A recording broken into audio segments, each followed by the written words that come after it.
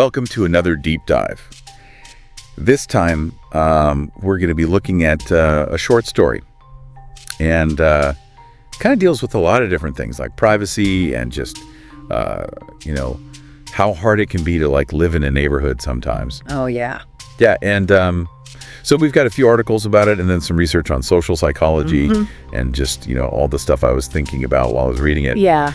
But the thing I think is really interesting about this story is that we're not just looking at what's happening, but we're looking at why people are making the choices that they make in the story. Right. And I think we're going to find some pretty surprising stuff as we go.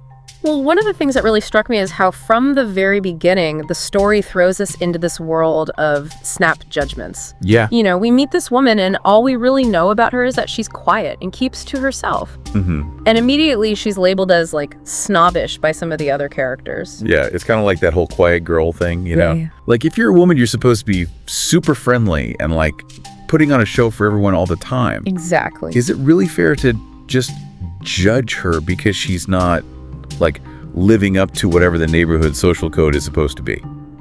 I think that's a great point, and it really highlights how quick we are to put people into these little boxes based on such limited information. Yeah. And especially in a neighborhood setting, it seems like everyone feels like they have the right to weigh in on how other people should act. Totally. Even if it's just like gossip behind closed doors, Yeah, for sure.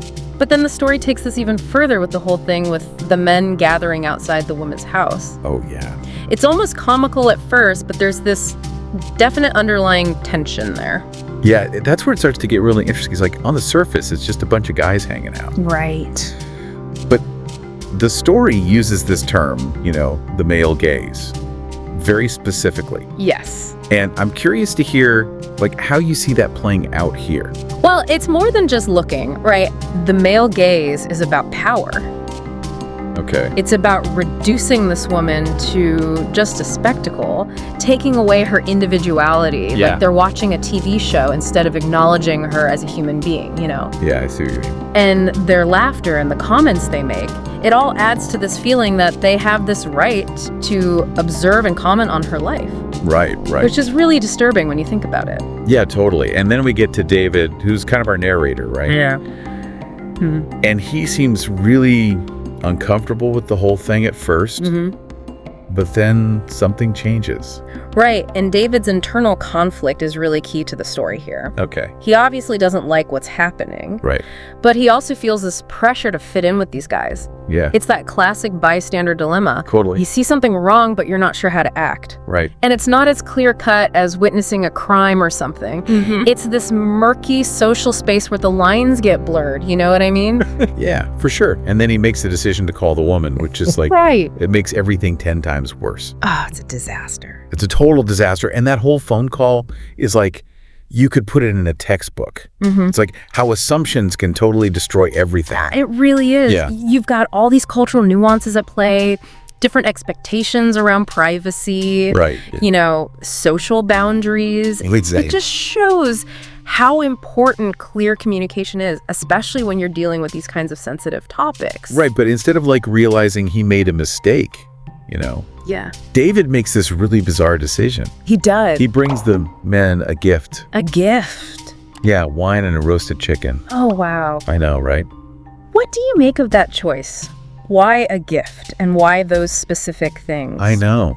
That's what I want to know. It's such a strange and unsettling turn in the story. And I think it speaks to David's desperation to be accepted by this group. Instead of like facing his guilt and trying to make things right with the woman, Right. he's trying to buy his way into their approval. So it's like, hey, look, I'm one of you guys. Exactly. It's like he's saying, see, I'm just like you. It just seems so counterintuitive, He's looking for validation from the very people who are objectifying this woman. It does, but think about it. He's already been labeled as potentially worse than them for just trying to warn the woman. Right. So maybe he feels like this is the only way to get back in their good graces. Interesting. But it points to a much bigger issue, which is how dangerous it can be to prioritize social acceptance over ethical behavior. Yeah, that's a really good point. Like, what are you willing to sacrifice to fit in? Yeah.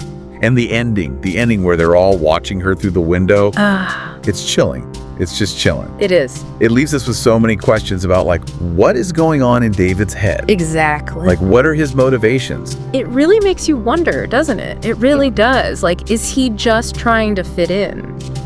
Or is there something, like, darker going on? Yeah, like, part of me wants to think that maybe, he's trying to, like, I don't know, maybe he thinks if I'm part of the group, I can kind of influence them from the inside. Mm-hmm. But that just seems kind of naive. Yes, it does. It does. And it makes you wonder if he's actually trying to just avoid dealing with his own guilt. Yeah. Like, if everyone else is doing it, maybe it feels less wrong to him. Right. But obviously that kind of thinking is, like, incredibly dangerous. Totally, yeah. It's like if all your friends jumped off a bridge, Exactly. we all have to, like, think for ourselves, and make our own choices about what's right, even if other people are doing something different. Absolutely. It's tough though, right? It is. But this story also got me thinking about, like, the woman's perspective, Right. Like, we never really know if she even knows she's being watched. Yeah, that ambiguity is really powerful because it forces us to examine our own assumptions. Okay. Like, are we just assuming she doesn't know because that makes us feel less bad about what the men are doing? Oh, that's interesting. Or are we, like, projecting our own ideas onto her, assuming that she's somehow in control of the situation?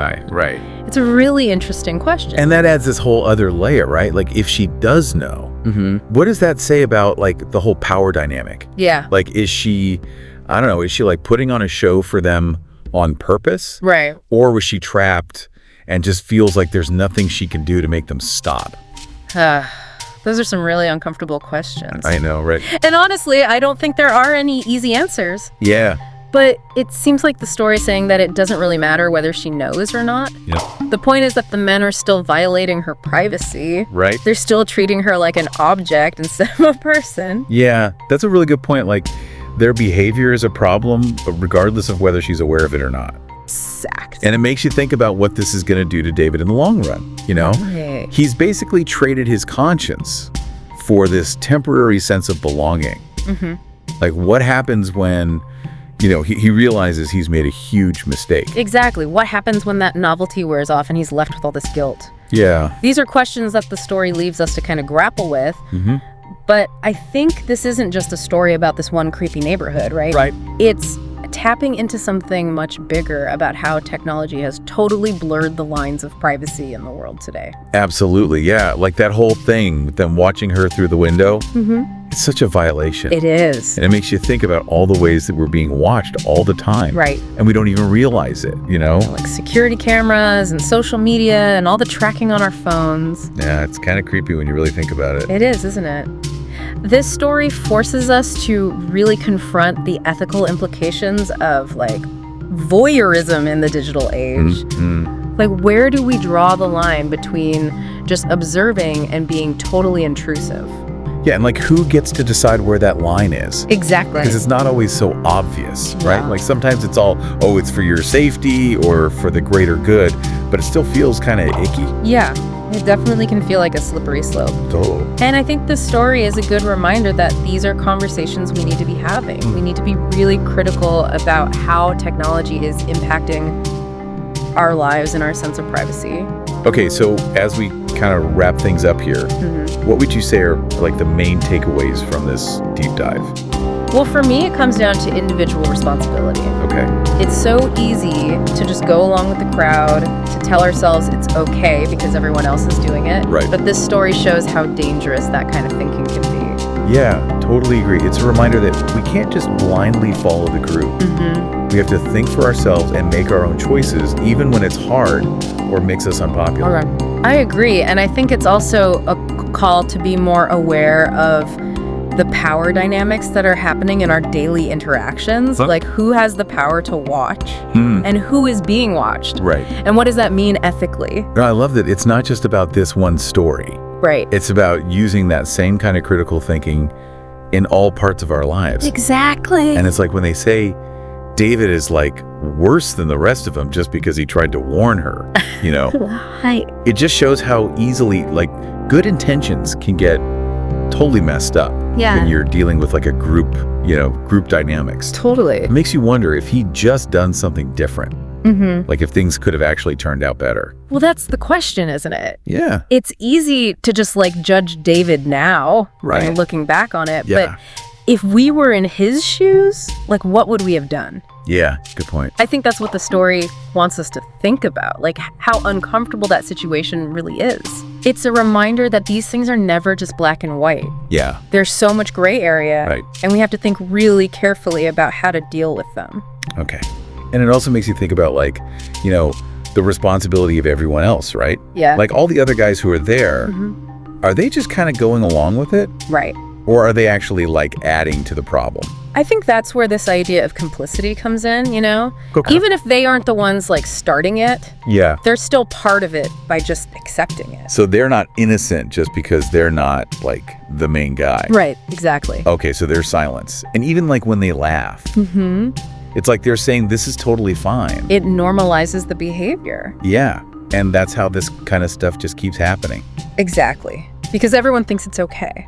Right. It makes me wonder about that whole thing of like, you know, mind your own business. Yeah. Like when does respecting someone's privacy turn into just ignoring something that's really harmful?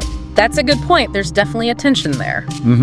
We don't want to be nosy, right? Right. But we also got to say something when we see something wrong. Yeah, and the story doesn't really tell us like what exactly is wrong here. Right. It's not super clear. Is it just the watching?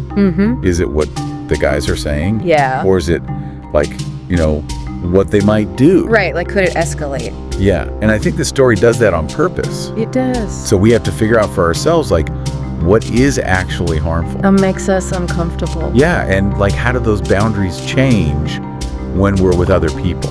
That's a great point, because it's one thing to feel weird about something when you're alone. Right. But when everyone around you seems fine with it, you start to wonder if you're the one who's wrong.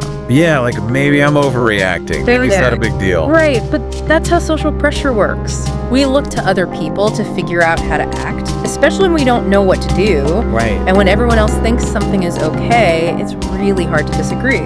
But this story reminds us that we have to think for ourselves. Yes. Just because everyone else is doing it doesn't mean it's right. Totally. And sometimes being a good neighbor means saying something even when it's scary. I completely agree. And I think that's a good thing to remember from all this. It is. We talked about a lot, you know, privacy and all that. Voyeurism. Yeah, all that stuff. And how we have to, you know, take responsibility for our actions. Yeah, think about how what we do affects other people. Yeah, it's like all of these little choices we make, it can really change things. They really can. We can just stand by and watch, or we can actually try to make a difference. Right, we can choose to do nothing. Or we can choose to challenge the things that are wrong. It's kind of amazing how this story that seems so simple, you know, about a neighborhood, Right. actually makes us think about all this stuff. It really stays with you. Yeah, it does. Well, this has been great. I really appreciate you talking about all this with me. Of course, my pleasure. I think we all learned a lot today. Yeah, and to everyone listening, we hope this has made you think about some things. Maybe even start some conversations that are, you know, a little hard to have. Yeah, but really important. Exactly. Don't forget to subscribe for more deep dives like this. We'll see you next time. Until then, keep thinking critically about the world around you.